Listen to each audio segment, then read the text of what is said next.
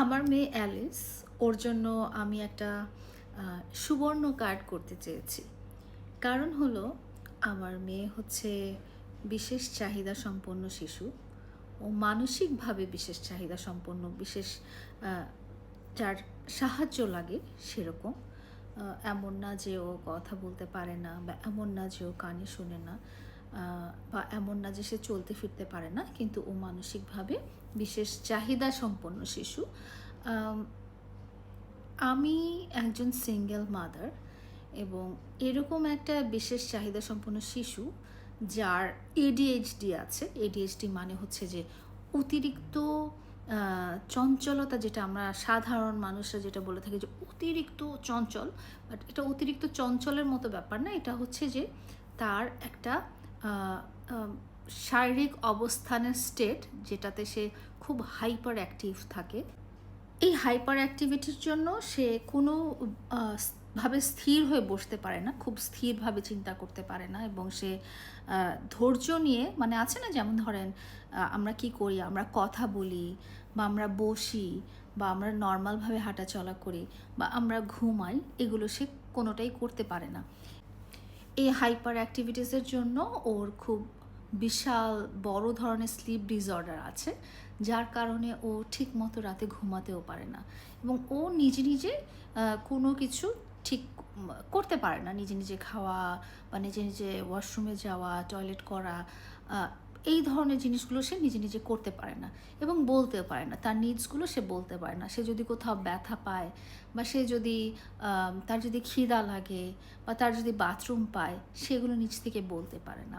তো এই ধরনের বিশেষ চাহিদা সম্পন্ন শিশু, বা স্পেশাল নিডেড চাইল্ড যারা, স্পেশাল অ্যাসিস্ট্যান্ট নিডেড চাইল্ড যারা, তাদের বাবা মার জীবনটা যে কী পরিমাণ বেদনাদায়ক, কী পরিমাণ কষ্টের, এবং কী পরিমাণ ডিফিকাল্ট, সেটা এই মা বাবা ছাড়া কারো পক্ষে বোঝা সম্ভব না। যেই পরিবারে এই ধরনের একটা শিশু আছে, সেই পরিবারের সদস্য যারা, তাদের দিন রাত যে কিভাবে কাটে, সেটা বলে বোঝানো সম্ভব না। তো ও যেটা করে যে ও খুব রেগে যায়, ও কামড় দেয়, ও আমাকে কামড় দেয়, আমাকে চুল টেনে ছিঁড়ে ফেলে, মারে, খামচি দেয়, নিজের মাথা বাড়ি দেয়, নিজেকে আঘাত করে। তো একটা মা হয়ে এই ধরনের সন্তানকে একা লালন পালন করা কিন্তু খুব কষ্টের, আমার জন্য খুব ডিফিকাল্ট। আমি যখন ওর মধ্যে এই ধরনের অসুবিধাগুলো দেখতে পেয়েছিলাম, তখন সে অনেকটাই ছোট ছিল, তখন আমি তার বাবার সাথে থাকতাম।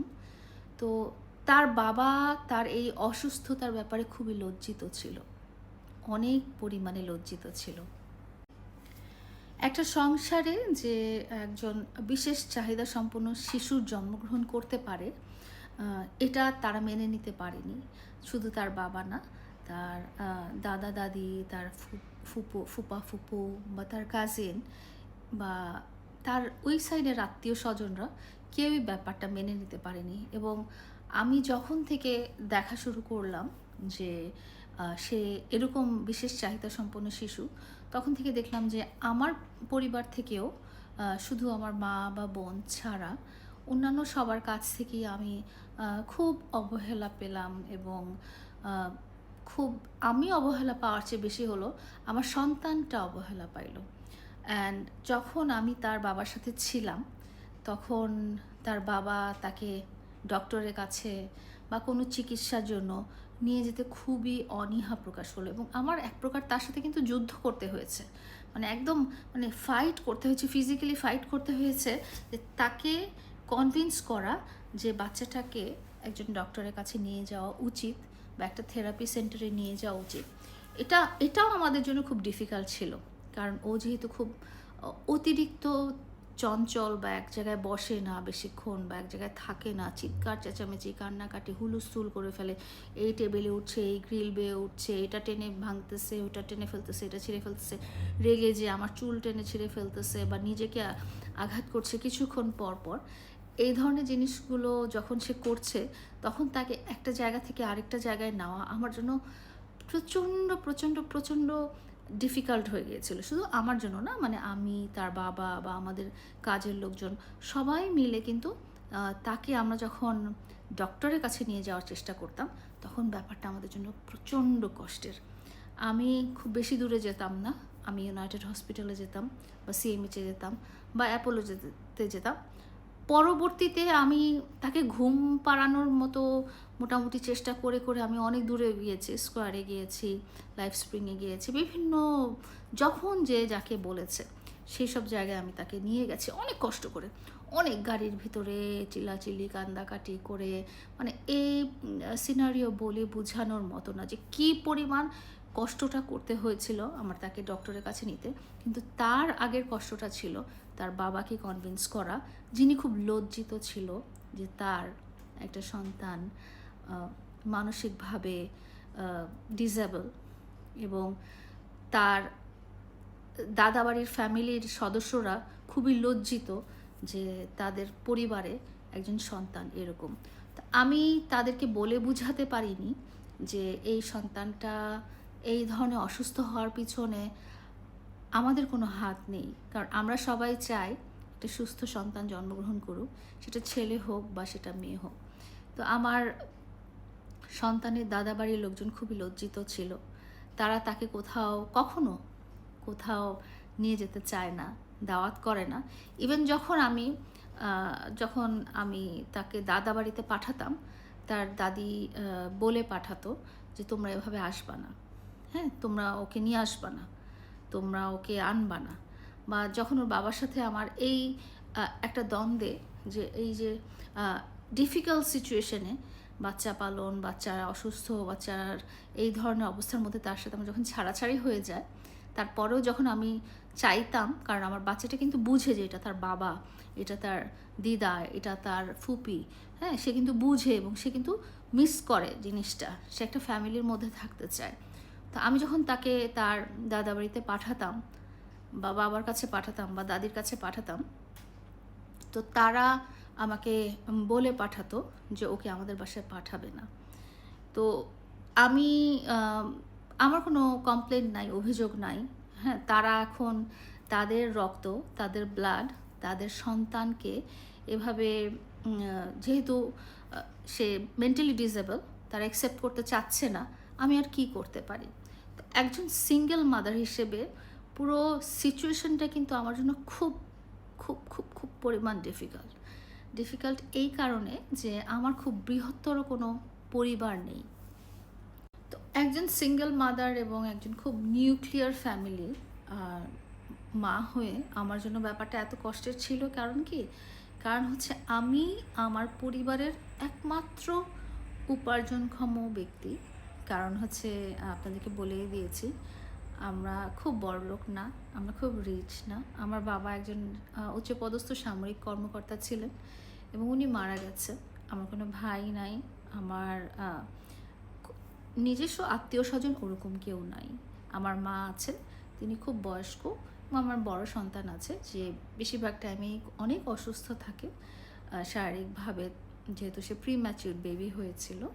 তো তার একটা পড়ালেখা আছে, আমার নিজের খরচ আছে, আমার মা আমার সাথে থাকেন, এবং আমার বাসস্থানের একটা খরচ আছে, এবং আমার যে ছোটো বাবুটা, তার চিকিৎসার একটা ব্যাপার আছে, তার থেরাপির একটা ব্যাপার আছে, তার মেনটেনেন্স, ডেইলি লাইফ, তার খাওয়া দাওয়া, এবং তার জন্য যে কেয়ার গিভার যারা থাকে তাদের একটা মেনটেনেন্স আছে। এই সমস্ত কিছু আমি নিজে চাকরি করে এই সমস্ত কিছু আয় করে এই সব কিছুর উপরে আমার ইনকামটা চলে যায়।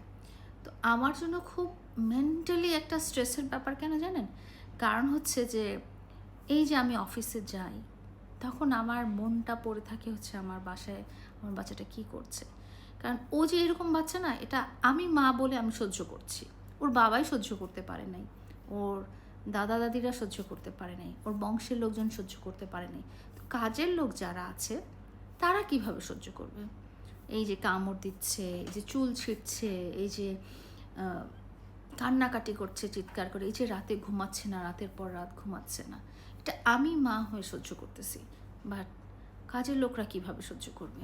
তারপরেও তার জন্য আমার মানুষ রাখতে হয়েছে অনেক হাই পেমেন্ট দিয়ে, অনেক হাই, তাদের স্যালারি অনেক হাই, এবং তারা সংখ্যায় অনেকজন আমার বাচ্চাটাকে দেখার জন্য। তো এই পুরো ব্যাপারটা দেখার জন্য কিন্তু আমাকে অন্য কেউ এসে টাকা পয়সা দিয়ে যাচ্ছে না। আমার লিভিংয়ের জন্য, আমার সন্তানের লিভিং, তার পড়াশোনা, তার থেরাপি, তার চিকিৎসা, এই কাজের লোকজনদের বেতন, এই সমস্ত কিছুর জন্য কিন্তু অন্য কেউ এসে টাকা দিয়ে যাচ্ছেন, এটা আমাকেই আর্ন করতে হচ্ছে। তো যখন আমি অফিসে যাই তখন আমার মনটা আমার বাচ্চার কাছে পড়ে থাকে, এবং আমি যদি অফিসে না যাই, আমি যদি চাকরি না করি, বা আমি যদি লিভিংয়ের জন্য কিছু না করি, তাহলে ওদের খরচটা কে দিবে? তো সেটাও ঠিক আছে।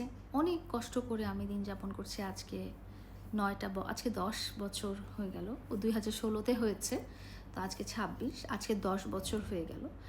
অ্যান্ড এই 10 বছরে আমি বলবো যে আল্লাহ তাআলা পরীক্ষা নিচ্ছেন হয়তো।